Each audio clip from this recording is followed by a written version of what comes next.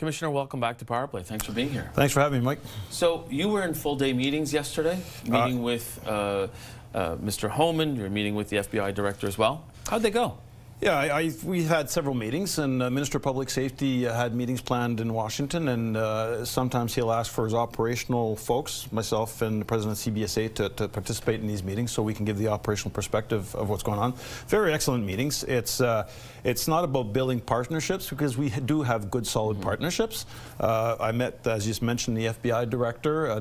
He was newly appointed, so he was able to squeeze 50 minutes out of his busy schedule, so just we can sit down. We have an excellent partnership with the FBI, and just want to reinforce that and congratulate him on the job. What indications did you have coming out of those meetings that what Canada is doing is meeting the bar for them? Well, we're both of us are concerned. There's traffic going north to south and south to north, and we don't want that. And the key here, Mike, is interoperability and working together. We want to pick it up a notch even higher when it comes to sharing technology, making sure that it's better coordination, better sharing of the intel picture when it comes not only to the border, but the fentanyl, which ties into all this, and how do we work together on this? Because I was with U.S. BP this morning. They don't want to see anything coming south, and we don't want to see anything coming north, so it's a matter of working together. And really, we have embeds with the U.S. BP, and things are going well, so it's really working together on a shared problem. But when you are presenting the facts as we see them from the Canadian side, i.e. how much is actually going south and how much we are stopping at our border from going into the United States. And there's a chart that was very clear that Minister Miller posted on social media yesterday saying that, you know, what is coming from Canada is less than 1%. How are they reacting to those facts in those meetings? Well, the 1%, less than 1% has been mediatized several times, and that's the statistics that we've had. But I would say that we have to look at even small amounts that are going south is too much. One single dose can kill someone. But do they agree on those facts at the basis? Do they, when you present that information to them, do they smile and nod, or do they say, yeah, this looks right, we agree with you? Well, they know that the southbound from north to south is not as high as what is sometimes reported. So, and there's even reports from US BP on that situation where they're not seeing that flow north to south. Mind you, the report I think dates from last year, but they're just not seeing that.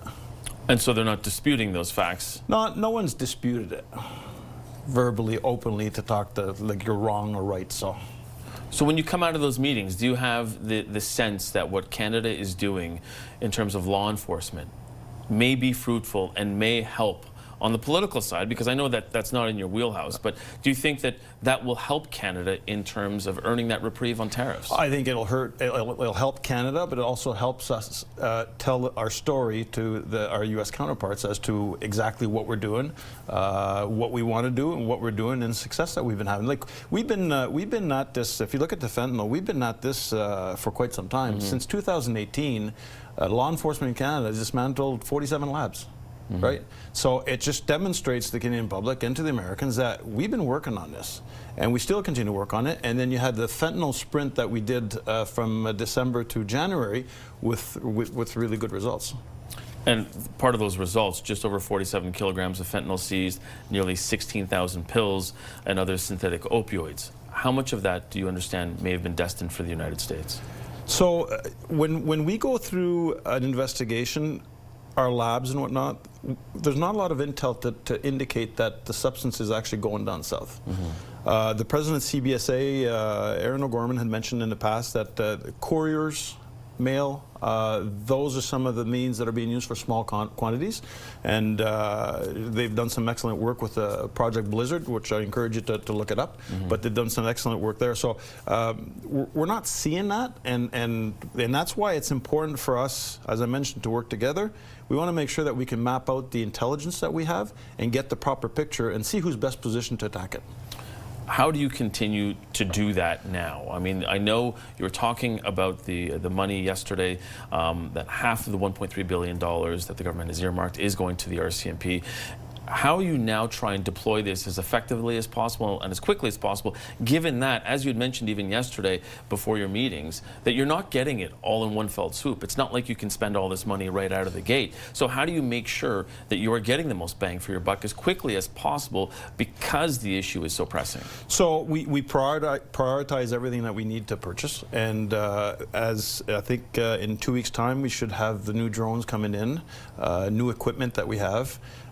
In our ask is also mobile radar towers that we want, but we're going to prioritize at the areas that our intelligence is indicating the highest volume of people who are trying to cross either northbound or southbound.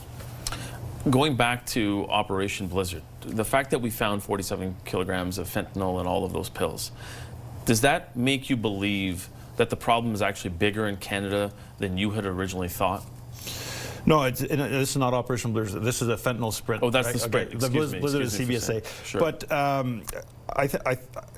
I don't think that we could categorize it. It's as big as we didn't know it was this big, and it'd be hard to quantify how big it is. We've been working on it, and the thing that we are doing right now, and this is why we propose a strike force, is really to have a strike force on the Canadian side, but also integrated with the Americans, so that these teams, their sole purpose, the objective of these teams is just to target fentanyl, and not have sections that will look at different commodities such as cocaine or meth. These teams will be dedicated at looking for fentanyl. Not only the fentanyl that is being produced, but the precursors that are coming into the country. And let's face it, when it gets to the border, there's something that happened before that, right? There's precursors, there's manufacturers that have been done. So we got to get to the front end of that. Part of the issue with that is staffing, and we know that when you were first appointed in 2023, you said that's the thing that keeps you up at night. There are reports now that there's significant vacancies in the RCMP in both Saskatchewan and Manitoba. The last time you were here on Power Play, you were telling my colleague Vashi Kapelos that one of the issues that you're going to have in deploying more people to the border is that you have to take them from somewhere else.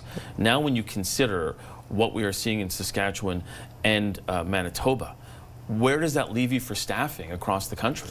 So you're correct with the statement with regards to Saskatchewan and Manitoba. What took place is that in our recruiting process, the former process, we would ask anybody, we'd ask an applicant as to where, they'd have to sign a dotted line and go anywhere in Canada. Right. The average age cadets going through our academy is about 29 years old. And I didn't think that in 2023 it was fair to have someone, sometimes who has families, who's supporting loved ones, who has a family physician, would be told at the last 3 months in that where they're going. The generation is not like that. So what we did is we removed that clause that you would be willing to serve anywhere. Right. And what happened, Mike, is that year, 2023, we had, I think it's around 17,000 applicants, the highest number in the last 10 years. What it did, yes, we had challenges in Saskatchewan and Manitoba, but we have plans in place. We've reached out to different members across the country who want to go and work there on a part-time basis or help out, and that's working out well. I met with the minister, the new minister appointed at Public Safety in Saskatchewan. They're looking at different plans, so we are addressing it. But the world of policing, to get to your second point, where you get the resources, the world of policing, the priorities are forever shifting. You look at the hate crime that popped up over the last several years. Every law enforcement, major cities, had to readjust their footprint because of all the demos that were popping up. So these priorities, it's a matter of balancing the public safety and addressing the priorities that exist. I understand that, but that still means that you, as a commissioner, have to shift resources to a place and leave another place, not to say empty, but certainly less policed than maybe where a community needs it. So how do you do that, especially considering that it doesn't take 10 seconds to train a police officer, especially an RCMP officer?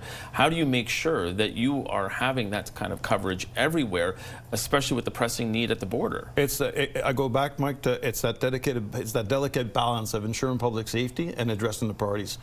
Could you remove everybody from a detachment without having an impact? I don't think so. What is that number that you could perhaps remove temporarily to address another priority, but then bring them back? So it's a balancing act. So how do you increase the recruitment, and is that money going to go into human resources more than technology?